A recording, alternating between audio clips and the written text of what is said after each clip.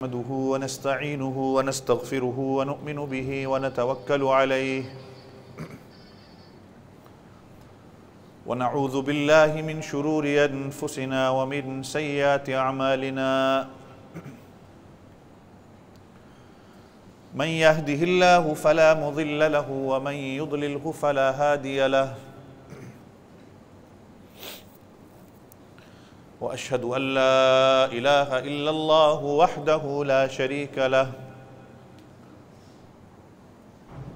व अशहदु अन्न सय्यिदना व मौलाना मुहम्मदन अब्दुहु व रसूलुहु सल्लल्लाहु अलैहि व अला आलिहि व अस्हाबिहि व बारक व सल्लम तस्लीमन कसीरन कसीरा। अम्मा बअदु फ़अऊज़ु बिल्लाहि मिनश शैतानिर रजीम बिस्मिल्लाहिर रहमानिर रहीम। वलौ बसतल्लाहु अर्रिज़्क़ लिइबादिहि लबग़ौ फ़िल अर्दि वलाकिन युनज़्ज़िलु बिक़दरिन मा यशा इन्नहु बिइबादिहि ख़बीरुन बसीर। आमन्तु बिल्लाहि सदक़ल्लाहुल अज़ीम व सदक़ रसूलुहुन नबियुल करीम व नहनु अला ज़ालिका लमिनश शाहिदीन वश्शाकिरीन वल्हम्दुलिल्लाहि रब्बिल आलमीन। एक मरतबा सारे साथी ज़ौक़ और शौक़ के साथ दुरूद शरीफ पढ़ लें। अल्लाहुम्मा सल्लि अला मुहम्मदिन नबिय्यिल उम्मी व अला आलिहि व अस्हाबिहि व बारक व सल्लम तस्लीमन कसीरन कसीरा। तमाम तारीफ़ें अल्लाह वहदहु ला शरीक की, जो मेरा आप सब का और तमाम जहानों का परवरदिगार है। बेशुमार बेहिसाब लातादाद दरूद व सलाम इमामुल अंबिया फ़ख्र दो आलम सय्यद कायनात हज़रत मुहम्मदुर रसूलुल्लाह सब कह दें सल्लल्लाहु अलैहि वसल्लम की ज़ात अक़दस पर, आपके घर वालों पर, आपकी औलादों पर और आपके तमाम के तमाम सहाबा पर। गुज़श्ता से पेवस्ता जुमा आप हज़रात के सामने रिस्क के हवाले से कुछ बातें चल रही थीं। दरमियान में सिलसिला रुक गया था, चूँकि शाबान के हवाले से कुछ बातें आप हज़रात के सामने करनी थीं।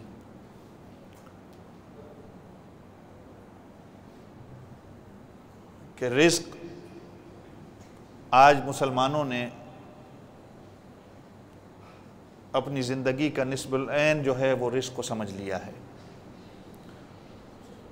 और इस रिस्क की खातिर इंसान अल्लाह को भी नाराज़ कर बैठता है, अल्लाह के रसूल सल्लल्लाहु अलैहि वसल्लम की तालीमात को भी भूल जाता है, हराम व हलाल की तमीज़ को भी भूल जाता है, और पहले से ज़्यादा रिस्क और रोटी की फ़िक्र की मेहनत में इंसान लगा हुआ है कि शायद पहले कभी इतनी मेहनत ना हुई हो। फिर आप हज़रात के सामने मैंने नबी करीम सल्लल्लाहु अलैहि वसल्लम की अहादीस का निचोड़ कुछ उलमा ने जो जमा किया है कि रिस्क की तकरीबन 16 या 17 कुंजियाँ कह लें या दरवाज़े कह लें, जो हुज़ूर अक़दस सल्लल्लाहु अलैहि वसल्लम की अहादीस का निचोड़ है कि अल्लाह रब्बुल इज़्ज़त इंसान के रिस्क के अंदर बरकतें अता करते हैं अगर वो ये चंद काम कर ले। उनमें नंबर 1 मैंने आप हज़रात के सामने जिक्र किया था कि नमाज़ों का एहतमाम हो। अब चूँकि रमज़ानुल मुबारक आने वाला है, इसमें हम और ज़्यादा अपनी नमाज़ों की फ़िक्र करने वाले बने, नमाज़ों का एहतमाम करने वाले बने। फिर मैंने बात की थी कि कसरत इस्तिग़फ़ार,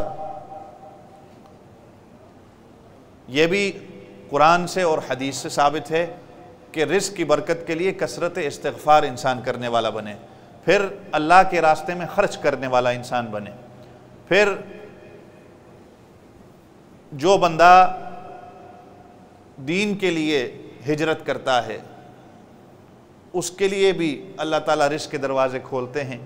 और फिर ज़िक्र किया था कि जो बंदा तक़वा इख्तियार करता है, अल्लाह का कुरान भी ये कहता है और नबी करीम सल्लल्लाहु अलैहि वसल्लम की हदीस से भी ये मिलता है कि जब बंदा अल्लाह से डरने वाला बन जाता है तो फिर अल्लाह ताला रिज़्क़ के दरवाज़े उसके लिए खोल देते हैं, और ऐसी जगह से रिज़्क़ मिलता है कि जहाँ से उसका वहम गुमान भी नहीं होता। फिर उलमाए किराम ने लिखा है कि कसरत इबादत, आप इबादत की कसरत करने वाले बन जाओ, अल्लाह ताला आपके रिज़्क़ के अंदर बरकत दे देंगे। इबादत की कसरत वो चाहे किसी तरीके की हो। हदीस कुदसी में आता है कि अल्लाह पाक फरमाते हैं कि मेरे बंदे, अगर तू अपने आप को मेरी इबादत के लिए फारिग करेगा तो मैं तेरे सीने को गिना से भर दूंगा और तेरे फ़क्र को मैं बंद कर दूंगा। अगर तू अपने आप को मेरी इबादत के लिए फारिग करेगा।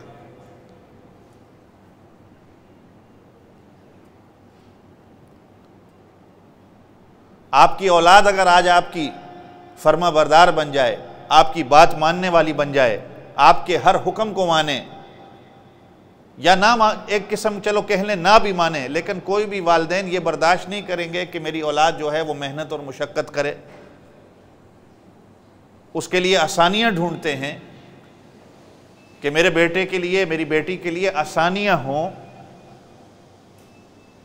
आपका अगर अल्लाह के साथ ताल्लुक़ बन जाए, इबादत गुजार बन जाओ, तो अल्लाह रब्बुल इज़्ज़त कैसे बर्दाश्त कर सकते हैं कि मेरा बंदा मेहनत और मुशक्क़त के अंदर अपने आप को बर्बाद करे। इसकी मिसाल हमारे हज़रत जी, हज़रत पीर ज़ुल्फ़िकार साहब दामत बरकातुहुम, अल्लाह ताला उनकी उम्र में बरकत दे, वो फरमाते हैं कि एक जगह हमें घोड़े की ज़रूरत पड़ी, तो घोड़े की कीमत का पता करवाया तो घोड़े की कीमत थी 25 लाख रुपए। कितनी? 25 लाख रुपए। कोई आला नस्ल का घोड़ा होगा, रेस में दौड़ने वाला घोड़ा होगा। उसकी मिसाल उन्होंने ये दी साथ कि अगर एक बंदा अब इस आदमी के पास चला जाए जो इस 25 लाख के घोड़े को बेच रहा है और उसको कहे कि मुझे ये 25 लाख का घोड़ा चाहिए, अब पूछने वाला जो बेचने वाला है वो वैसे ही ये पूछ ले कि भाई आपने इस घोड़े का, इतना महंगा घोड़ा आप क्या करोगे, और वो कहे कि मैंने ये घोड़ा जो है अपने टांगे के साथ बांधना है, गधे गाड़ी के साथ बांधना है सवारी उठाने के लिए, तो क्या लगता है फिर बेचने वाला इसको बेचेगा या इसको बेवकूफ़ कहेगा कि भाई आला नस्ल का घोड़ा, रेस में भागने वाला घोड़ा, तेरे से भी बड़ा कोई बेवकूफ़ है कि तू इसको गधे गाड़ी के साथ बांधेगा या तू इसको जो है वो टांगे में लगाएगा लोगों की सवारी के लिए। तो फरमाते हैं कि इस आला नस्ल के और कीमती घोड़े की, उसकी कीमत, उसकी कदर व मंजिलत उस मालिक की, उसको इसकी पहचान है। जब वो नहीं चाहेगा कि मेरा ये आला नस्ल का घोड़ा गधा रेड़ी के साथ बन जाए, टांगे वाला बन जाए, सवारी उठाने वाला बन जाए, तो जब इंसान अल्लाह रब्बुल इज़्ज़त के साथ अपने ताल्लुक़ को बना लेता है, जब वो अल्लाह का महबूब बन जाता है, तो फिर अल्लाह कैसे चाहेंगे कि मैं इस अपने बंदे को दुनिया की मेहनत और दुनिया के गधे गाड़ी की और टांगे की रेड़ी में इसको मैं बांध दूँ। तो फिर अल्लाह कहते हैं ना कि मेरा बंदा अगर मेरा बन जाए, मेरी इबादत करने वाला बन जाए, तो मैं फिर इसके सीने को गिना से भर दूंगा। जब वो मालिक नहीं बर्दाश्त कर सकता तो मालिक कायनात कैसे बर्दाश्त करेगा? मेरा बंदा मेरी इबादत कर रहा है, मेरे से मोहब्बत करने वाला बंदा है, मैं इसको दुनिया की परेशानियों के अंदर गिरफ्तार कर दूं। फिर अल्लाह ताला कहते हैं मैं इसके सीने को गिना से भर दूंगा, इसके फ़क्र को बंद कर दूंगा, इसके लिए रिस्क मुहैया करूंगा, रिस्क की बरकतें इसको मैं दूंगा, इसके लिए रिस्क के दरवाजे खोल दूंगा। फिर अल्लाह के रसूल सल्लल्लाहु अलैहि वसल्लम फरमाते हैं, हदीस है और जो निचोड़ उलमा ने निकाला है कि कसरत उम्रा और कसरत हज, जो इंसान कसरत से उम्रा करता है, कसरत से हज करता है, अल्लाह ताला उसके रिस्क के अंदर बरकत देते हैं। दुआ करें अल्लाह ताला हरमैन शरीफैन की रौनक़ें बहाल फरमा दे, पूरी उम्मत मुस्लिमा के लिए आसानियाँ हो जाएं कि फिर से वो अल्लाह के घर का रुख करने वाले बन जाएं, फिर वो हुजूर अक़दस सल्लल्लाहु अलैहि वसल्लम के रोज़े का रुख करने वाले बन जाएं। अल्लाह ताला हर मुसलमान को हाज़री नसीब फरमाए। तो आप सल्लल्लाहु अलैहि वसल्लम ने फरमाया, ये हदीस मिलती है कि जो बंदा कसरत से उम्रा करता है, कसरत से हज करने वाला बनता है, अल्लाह ताला उसके रिज़्क़ के अंदर बरकत देते हैं। अब बज़ाहिरन आपको ये तो लगेगा कि मैं हज कर रहा हूँ या उम्रे के लिए मैं जा रहा हूँ, मेरा खर्चा हो रहा है, बज़ाहिरन आपको नज़र तो आएगा मेरा इतना खर्चा हो गया, सफ़र का खर्चा है, टिकट का खर्चा है, होटलिंग का खर्चा है, रहने सहने का खर्चा है, इंसान महसूस तो करता है। लेकिन अल्लाह रब्बुल इज़्ज़त के नबी करीम सल्लल्लाहु अलैहि वसल्लम का फरमान जब आ जाए फिर उसके साथ दुनिया की किसी बात को नहीं जोड़ा जा सकता।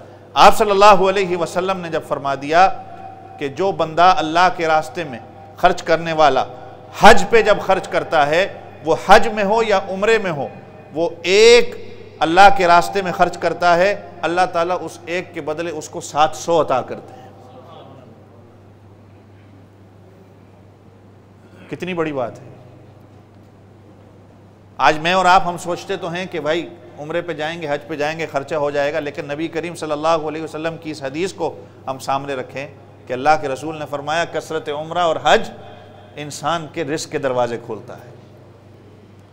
हम आज रिस्क की खातिर, मैंने कहा ना, रोटी को, रिस्क को हमने अपना नस्बुल ऐन बना लिया है। रोटी के लिए, रिस्क के लिए इंसान आज अल्लाह को नाराज कर बैठा, नबी करीम सल्लल्लाहु अलैहि वसल्लम की तालीमात को भूल बैठा, हलाल और हराम को भूल बैठा। इसी रिस्क की खातिर आज हम लोगों को भी धोखा दे रहे हैं। अल्लाह रसूल को तो हम धोखा दे रहे हैं, हम अपने घर वालों के साथ, अपने मोहसिनों के साथ आज हम उनको धोखा देने वाले बन गए। सिर्फ क्या? इस पेट की खातिर।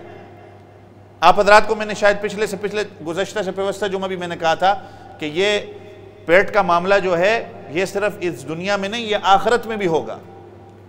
कि अल्लाह पाक जब जहन्नमियों का जिक्र करते हैं कि जब जहन्नम में चले जाएंगे तो उनको भूख और प्यास तंग करेगी, तो भूख जब उनको तंग करेगी तो अल्लाह रब्बुल इज़्ज़त फिर जहन्नमियों को ज़क्कूम नामी एक फल देंगे, जो कड़वा फल होगा, कांटेदार फल होगा। जब वो खाएंगे तो वो उनके गले में फंस जाएगा। अब जब गले में फंसेगा तो उनको पीने की लिए पानी की ज़रूरत पड़ेगी, तो अल्लाह रब्बुल इज़्ज़त की तरफ से फिर उनको ग़िस्लीन मिलेगा, जो जहन्नमियों का खून और पीप होगा, और वो इतना गर्म होगा कि जैसे ही वो पिएंगे, हदीस पाक में आता है, उनकी आंतें उनके पेशाब वाले रास्ते से बाहर आ जाएंगी।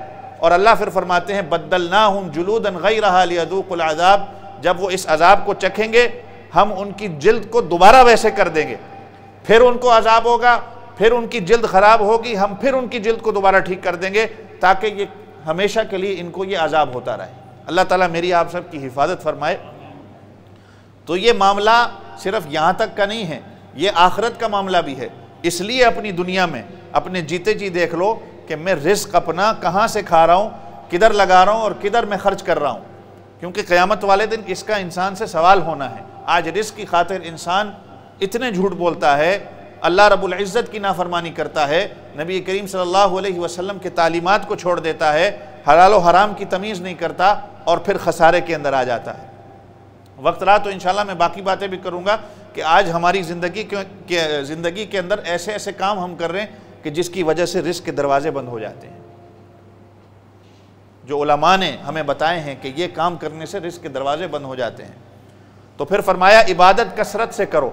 अल्लाह फरमाते हैं कि जो कसरत से इबादत करता है मैं उसके सीने को गिना से भर देता हूँ, उसके फ़क्र को बंद कर देता हूँ। फिर फरमाया कि कसरत से उम्रा और हज जो करता है उसके लिए रिस्क के दरवाजे खुल जाते हैं। फिर जो मेरे और आप सब के लिए बहुत ज़रूरी है, हुज़ूर अक़दस सल्लल्लाहु अलैहि वसल्लम ने फरमाया जो सिला रहमी करता है, जो रिश्तेदारों के साथ हुस्न सुलूक करता है, अल्लाह ताला उसके रिस्क के अंदर भी बरकत देते हैं।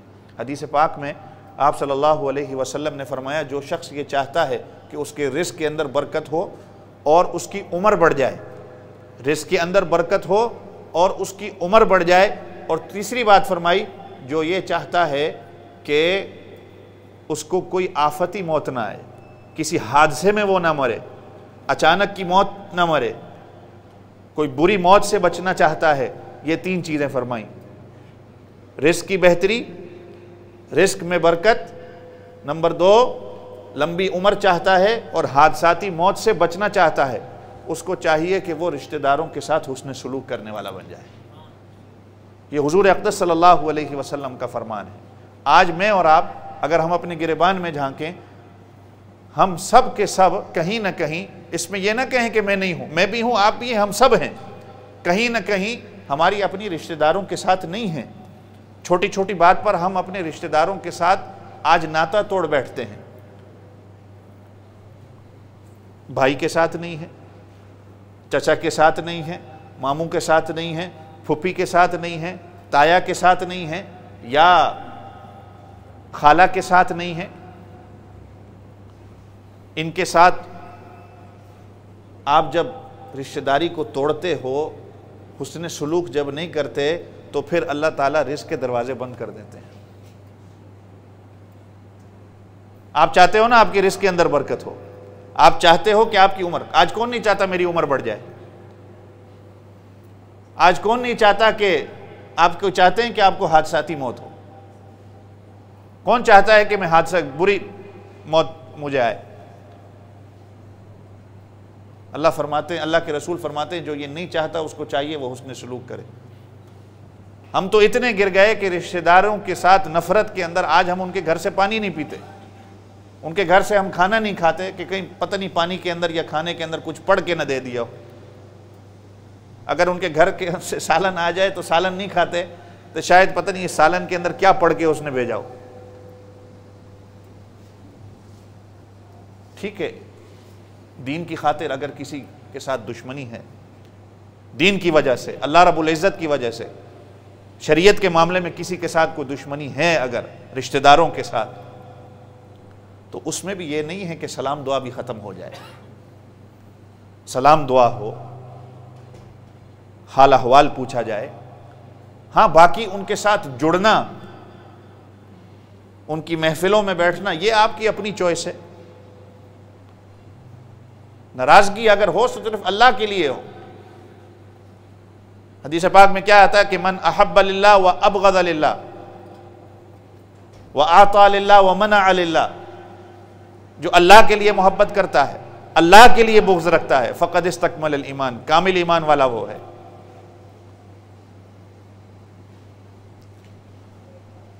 अल्लाह के नबी सल्लल्लाहु अलैहि वसल्लम ने रिज़्क़ की आसानियाँ हमें बता दी, रिज़्क़ की कुंजी हमें बता दी। ये कुंजियाँ हैं, ये 16-17 जो है ना, ये कुंजियाँ हैं, ये चाबियों का गुच्छा है ये, और रिज़्क़ के दरवाजे हैं। एक एक चाबी उलमा ने हमारे लिए जो है वो खोल के रख दी है, एक एक ताला हमारे लिए उलमा ने खोल के रख दिया है। अब आप इस पर अमल करने वाले बनते हैं या नहीं बनते, फैसला आपका है। तो फरमाया इबादत की कसरत करो, फिर फरमाया हज और उम्रा की कसरत करो, फिर फरमाया सिला रहमी करो, रिश्तेदारों के साथ हुस्न सुलूक करने वाले बन जाओ। अल्लाह ताला तुम्हारे रिज़्क़ के अंदर बरकत देंगे। रिज़्क़ की बरकतें यहाँ हैं। हम अपने रिश्तेदारों के साथ नाता तोड़कर हम मेहनत और मुशक्क़त कर रहे हैं। वही मिसाल जैसे मैंने घोड़े की दी, वही मिसाल हमारी है। हम उस पर मेहनत और मुशक्क़त इतनी कर रहे हैं, और रिज़्क़ के दरवाजे जो हैं, रिज़्क़ की बरकत जो है अल्लाह ने कहीं और रखी है। फिर उलमाए किराम फरमाते हैं कि कमज़ोरों के साथ अच्छा सलूक करना।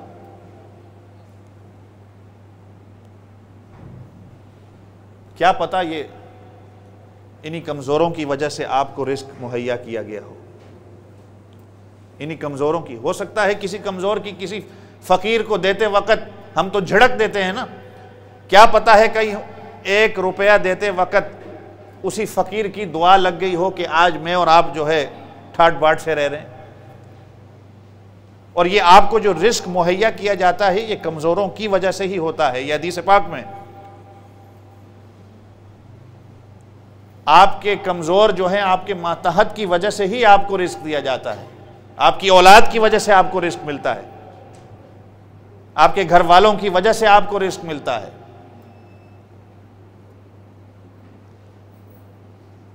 कुरान पाक में आता है वलौ युआखिदुल्लाहु अन्नास बिमा कसबू मा तरका अला ज़हरिहा मिन दाब्बा, कि अगर हमारे अमल के जो हमारे अमल है ना, अगर इनके मुताबिक हमें रिज़्क़ दिया जाता, फिर दुनिया में रिज़्क़ किसी जानदार को ना मिलता। अगर जो हमारे अमल हैं, मैं और आप सब जानते हैं, अपने गिरबान में झांक के हम सब देखें मेरा आप सब का अमल क्या है। अगर हमारे अमल के मुताबिक हमें रिज़्क़ दिया जाता, फिर कुरान कहता है कि किसी जानदार को भी रिज़्क़ न मिलता। ये तो आपके मातहतों की वजह से ही, आपके कमज़ोरों की वजह से ही आपको रिज़्क़ मिल रहा है। कभी सोचें इस बात पर। मैंने आप हजरात के सामने वो जुमा पहले पिछले से पिछले जुमे जो बात रखी थी कि एक साथी ने हजरत से शिकायत की कि ये हज और उम्रे में जो पैसे मांगने वाले हैं ये गलत पैसे मांगते हैं, ये फ्रॉड है।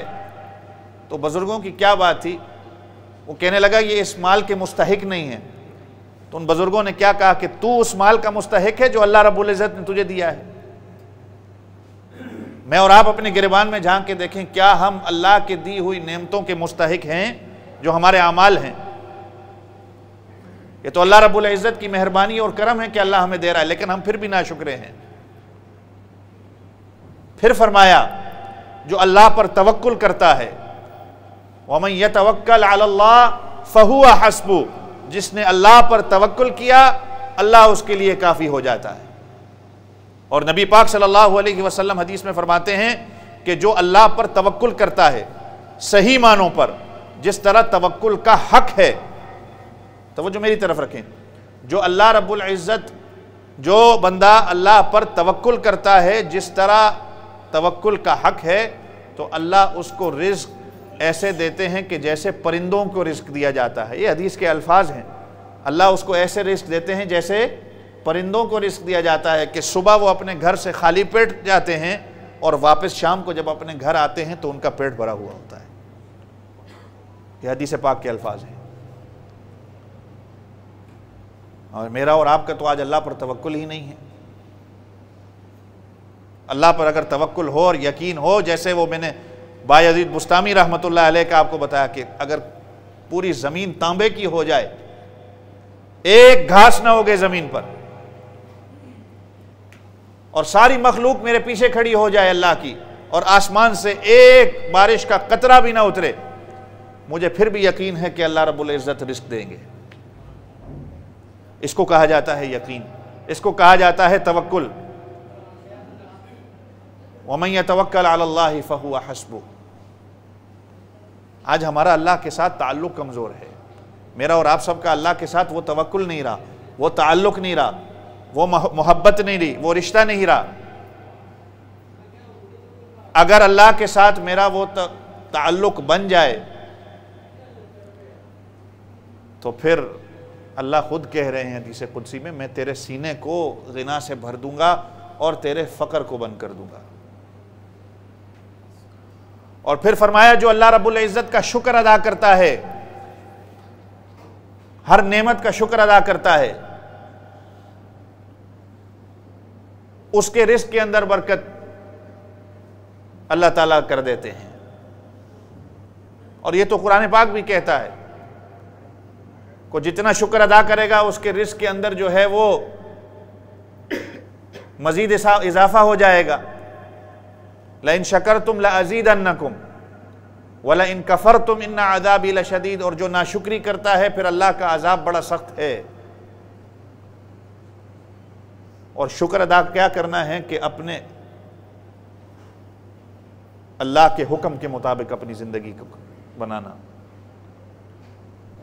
नमाज का छोड़ना यह भी नाशुक्री है।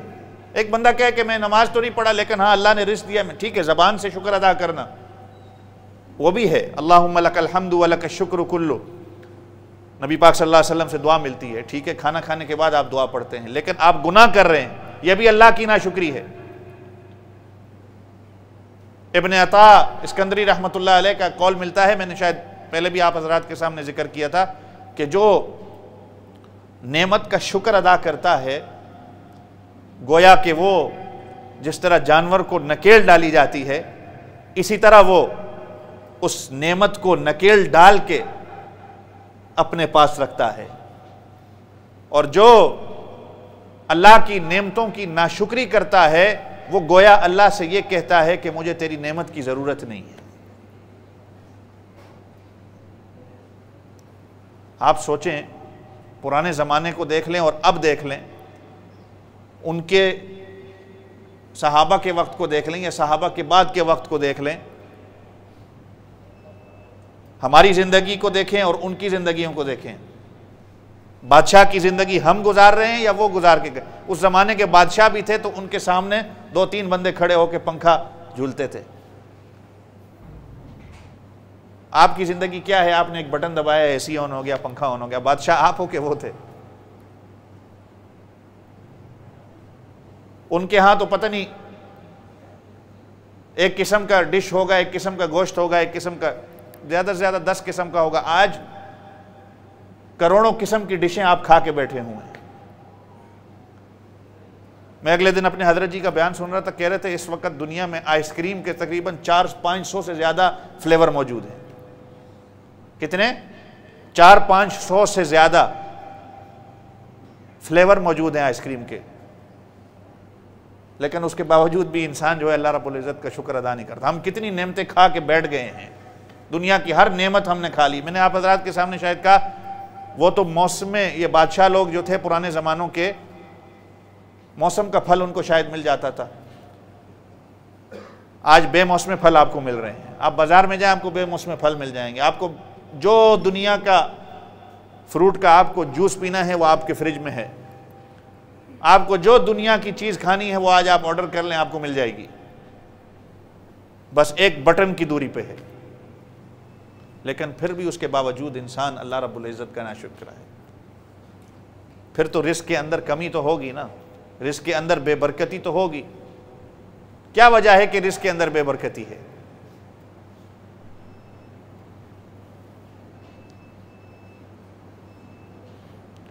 अल्लाह ने इंसान को दुनिया में किस मकसद के लिए भेजा है, और इंसान ने मकसद सिर्फ पैसा कमाना और रोटी समझ लिया है। बस पहले से ज़्यादा मेहनत हो रही है, बस हर बंदा दूसरे से ज़्यादा इस फिक्र में लगा हुआ है। लेकिन उसके बावजूद भी इंसान कितना खा सकता है? ज़्यादा से ज़्यादा 2 रोटी खा लेगा, 3 रोटी खा लेगा। लेकिन इस रिस्क के चक्कर के अंदर मैंने अल्लाह रब्बुल इज़्ज़त को भी भुला दिया, अल्लाह को नाराज़ भी मैं कर बैठा, नबी अलैहिस्सलातु वस्सलाम की तालीमात को भी मैं छोड़ बैठा, और इस रिस्क की वजह से हलाल और हराम को भी मैं छोड़ बैठा। और आज ये सबसे बड़ा जो उम्मत का जवाल जो हुआ है ना, उसकी वजह भी उनमें एक यही है कि आज उम्मत हलाल नहीं खा रही। मेरी बात पे नाराज नहीं होना, मैं भी इसके अंदर शामिल हूं। मैं सबसे पहले अपने आप को कह रहा हूं, आज उम्मत हलाल नहीं खाती।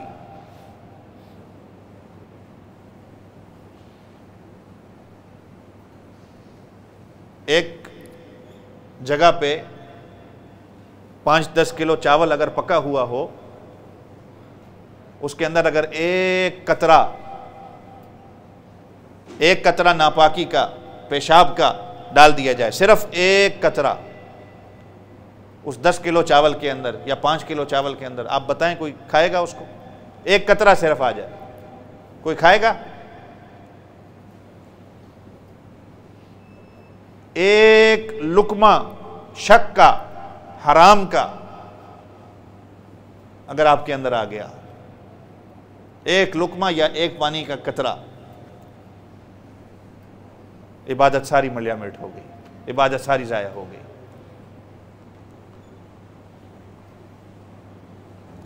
कुछ तो वजह है ना।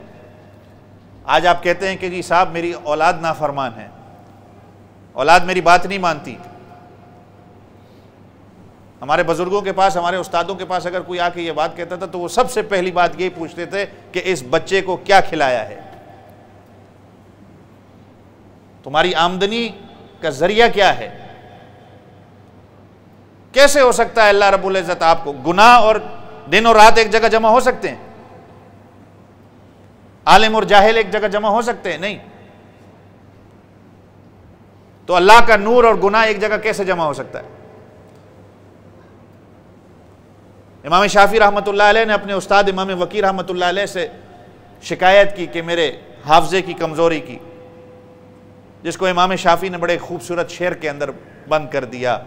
शकौतु इला वकीइन सुअ हिफ्ज़ी फ़अौसानी इला तर्किल मआसी फ़इन्नल इल्म नूरुम मिन इलाही व नूरुल्लाहि ला युअता लिआसी। कि मैंने अपने उस्ताद से शिकायत की कि मेरा हाफजा कमज़ोर है, मुझे कुछ याद नहीं होता। फ़अौसानी इला तर्किल मआसी, उन्होंने मुझे नसीहत ये की कि बेटा गुनाहों को छोड़ दे। फ़इन्नल इल्म नूरुम मिन इलाही, इतनी तो आप भी समझ रहे होंगे बात। इल्म अल्लाह का एक नूर है, फ़इन्नल इल्म नूरुम मिन इलाही व नूरुल्लाहि ला युअता लिआसी, और अल्लाह का नूर किसी गुनहगार को नहीं मिलता कभी।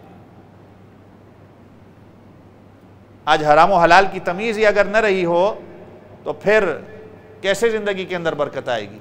नूर कैसे आएगा? आपके अंदर भी नहीं आएगा, आपकी औलाद के अंदर भी इल्म का नूर नहीं आएगा।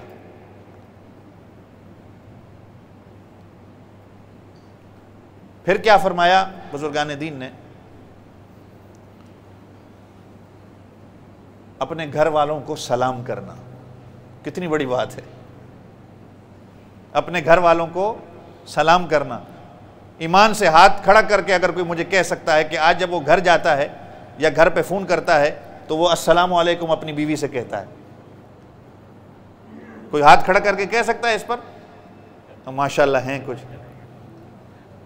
घर पे जाकर जो अस्सलामु अलैकुम कहे, हदीस पाक का टुकड़ा है, आप सल्लल्लाहु अलैहि वसल्लम ने फरमाया कि जो बंदा 3 काम लिखे हैं, ये 3 काम कर दें, अल्लाह उसके जामिन बन जाते हैं, उसकी गारंटी अल्लाह लेते हैं, उसके रिज़्क़ की भी, और जब वो फौत हो जाता है डायरेक्ट उसको अल्लाह ताला जन्नत में भेजते हैं। 3 काम हदीस पाक में फरमाए गए हैं, और उनमें एक काम ये है कि अपने घर में दाखिल होते वक्त अपने अहले खाना को वो अस्सलामु अलैकुम कहता है। और कितनी छोटी सी बात है, रिज़्क़ की बरकत भी है और डायरेक्ट अल्लाह ने जन्नत का फैसला भी कर दिया, और अल्लाह ये कह रहे हैं सिर्फ रिज़्क़ नहीं देना, मैं इसके रिज़्क़ का जामिन हूं।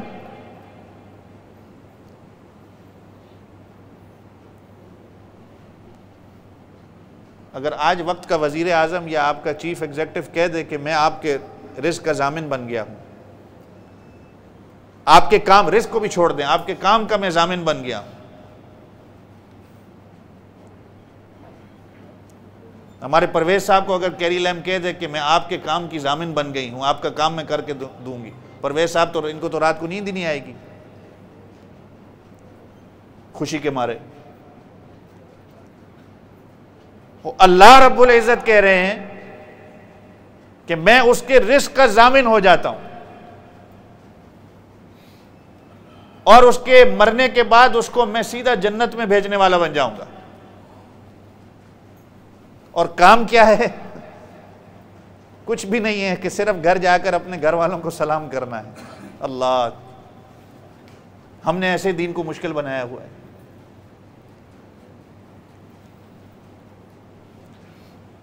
सबक याद है ना मैं क्या बात कर रहा? सबसे पहली बात, अगर किसी को मैंने क्या कहा कि इबादत की कसरत करो। अल्लाह रब्बुल इज़्ज़त कह रहे हैं इबादत की कसरत तुम करो, तुम्हारे रिज़्क़, तुम्हारे सीने को गिना से भर दूंगा, तुम्हारे रिज़्क़ के अंदर बरकत दूंगा और तुम्हारे फ़क्र को ख़त्म कर दूंगा। फिर फरमाया कसरत से हज और उम्रा करने वाले बन जाओ। जो चाहता है उसके रिज़्क़ के अंदर बरकत हो, वो कसरत से हज और उम्रा करे। और अल्लाह से ये दुआ करें कि अल्लाह ताला इसकी तौफीक हमें दे दे। अभी तो बहाल नहीं है, अल्लाह ताला बहाल करे, सबके लिए आसानियां पैदा कर दे। और फिर फरमाया सिला रहमी, इसकी बहुत बड़ी कमी है। रिश्तेदारों के साथ हुस्न सुलूक, मैंने जैसे कहा नाराज़गी ठीक है, अगर आपकी अल्लाह के लिए है नाराज़गी को रखें, लेकिन सलाम दुआ का एहतमाम लाजमी है। बाकी उनके साथ उठना बैठना अगर आप नहीं करना चाहते वो आपका इख्तियार है। सलाम दुआ तो आपको इसका तो हुक्म दिया गया है। अपने कमज़ोरों पर जुल्म नहीं करना, क्योंकि इन्हीं की वजह से आपको रिज़्क़ दिया जाता है। और जो अल्लाह पर तवक्कुल करता है, जिस तरह तवक्कुल का हक है, और फिर जो अल्लाह रब्बुल इज़्ज़त का शुक्र अदा करता है, हर नेमत का शुक्र अदा करता है,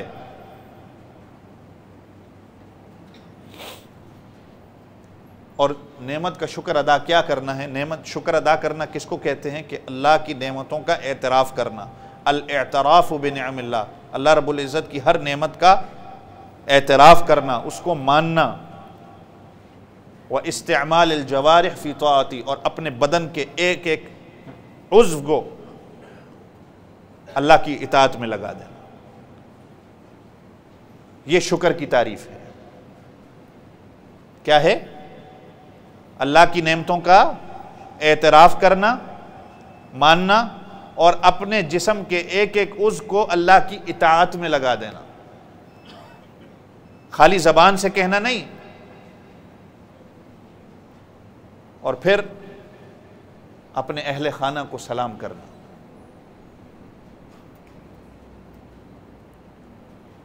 और इससे तो आपको कई हदीसें हुज़ूर अक़दस सल्लल्लाहु अलैहि वसल्लम की मिल जाएंगी कि आप सल्लल्लाहु अलैहि वसल्लम जब घर में दाखिल होते तो आप सल्लल्लाहु अलैहि वसल्लम का तरीक़ाकार क्या था। मेरे पास वक्त नहीं है मैं उसकी तरफ जाऊँ।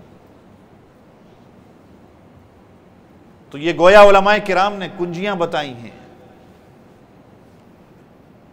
हदीस से साबित शुदा, उसका निचोड़ इकट्ठा करके उलमा ने बता दिया कि रिज़्क़ की बरकतें कहाँ से आएंगी।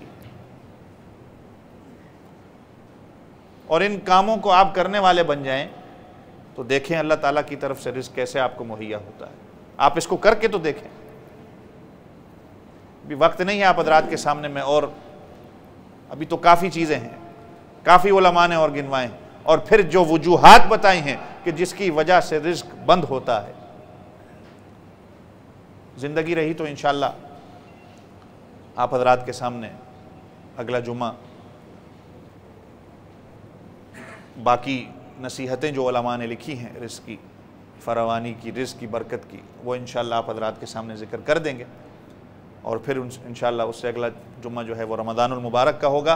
दुआ करें अल्लाह ताला हम सबको रमज़ान की फ़िक्र करने की तौफ़ीक़ दे।